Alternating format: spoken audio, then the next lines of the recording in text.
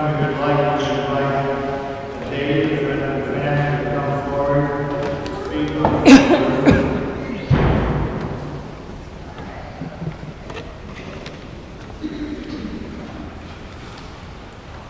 Good morning.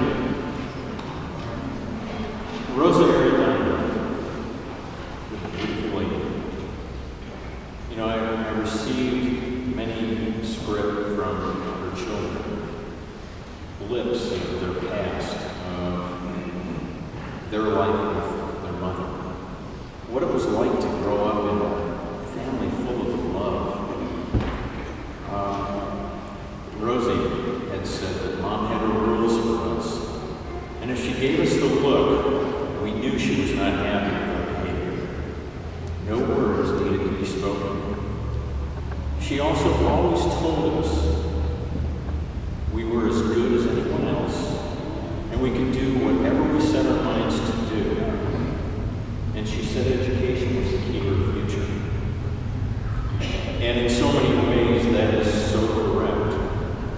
Reading down through the scripts,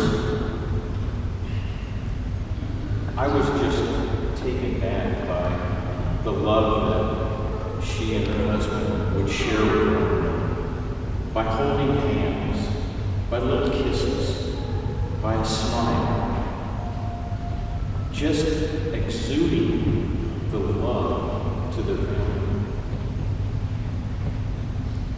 And within that love, she would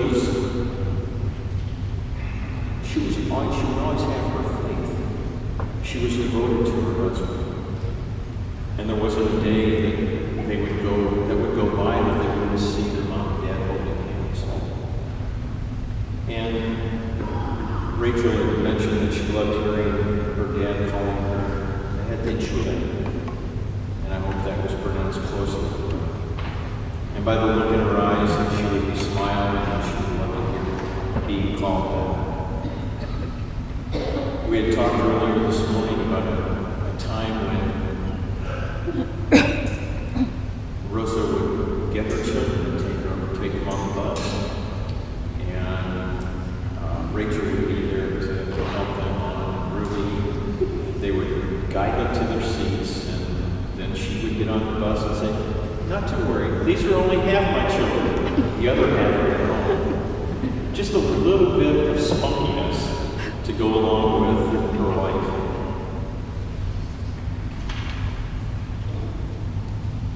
I had the pleasure of introducing Jean to Becky. Please don't hold that against me. But what a great couple they had become. And Becky had said that she remembered when she had told her mom about Jean, and she asked me if I loved him. And of course, Becky said, "Well, I do." And Rosa would reply to them with, "Dad, I think he's a pretty good guy." And that was a good endorsement from her. When Jean and Becky had gotten married, they came to San Francisco. The parents came to San Francisco also to visit. They would try and go wherever their children were to be able to be with them and spend some time with them. And Becky was saying that when she was growing up, she just always remembered her mom jumping rope, playing red rope, playing ball. There was never a dull moment when the kids were growing up, how they were able to just offer the services of mom to bake cookies, to bake cupcakes. And I can imagine if all of the children at the same time said yes, that there would be just so many cupcakes, cookies. I didn't get very many of those, by the way. It would have been nice.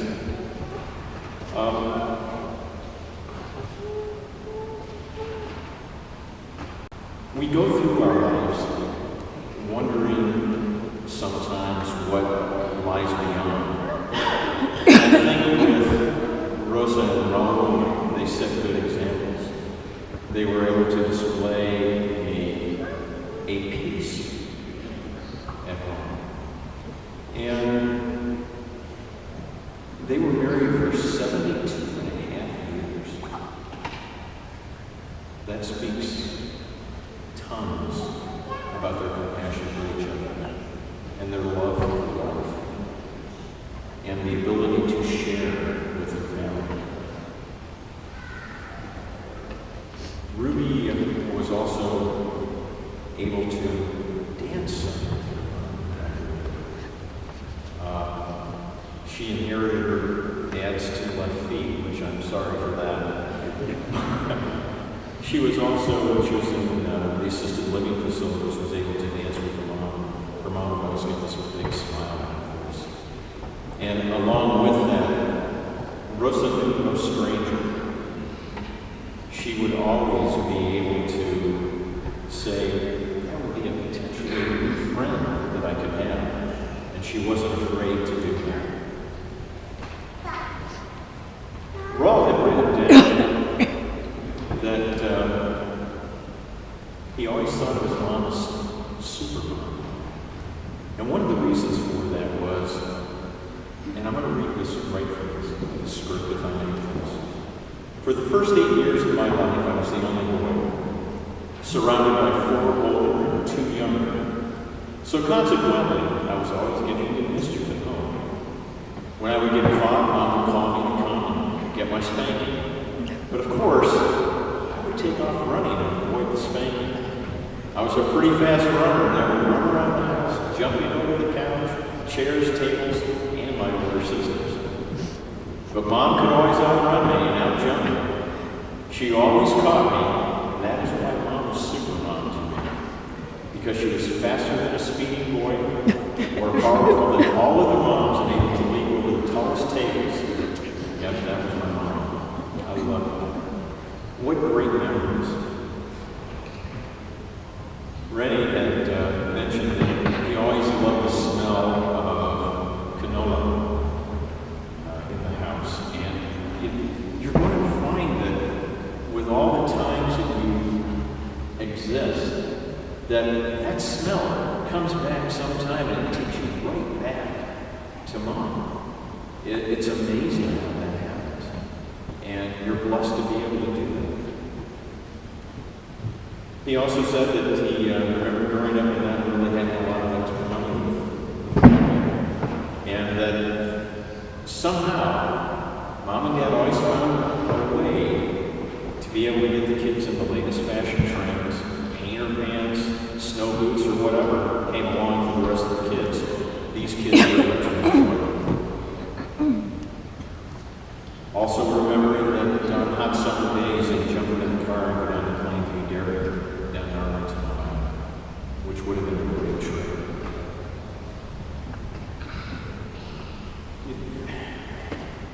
It's amazing to me that knowing the family as long as I have, that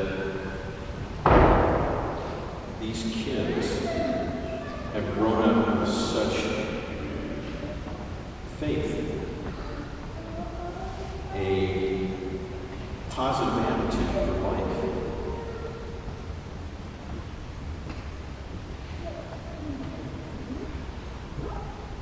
We go through many trials, many temptations in our life,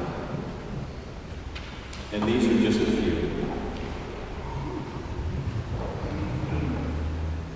I had gathered a sheet this morning that Patsy put down. It's a poem. I hope you don't mind if I read it. Each time you feel a gentle breeze and hear the soft tones of the wind chime, you will be reminded of your grandmother, mother. When I left this world without you, I know it made you blue. Your tears fell so freely. I watched. I know it's true. While you were weeping, days after I passed away, while all this was silent within me, I saw you begin to pray. From this wonderful place called heaven, where all my pain is gone, and I sent a gentle breeze to whisper, my loved ones, please go on. The peace that I have found here goes far beyond compare. No rain, no clouds, no suffering, just love from everywhere. You need not be troubled. Just stay close to God in prayer. Someday we'll be reunited. My love, his love, surrounds you always, ever.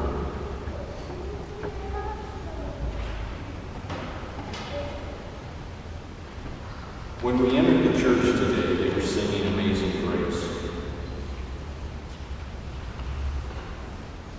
And I had written down that if there was one word that would probably describe Rosa, to me it would be the word grace. And grace is a simple elegance of refinement of movement, courteous goodwill of a light manner of behavior, the free and unmerited favor of God, a divinely given talent of blessing. That really sums up Rosa for me. Grace, always giving of herself. And I'm just so glad we're able to be here to give some of us back to her. While going through the steps of communion this morning, it takes me back to a song that I learned long ago. Do you believe in me? And in the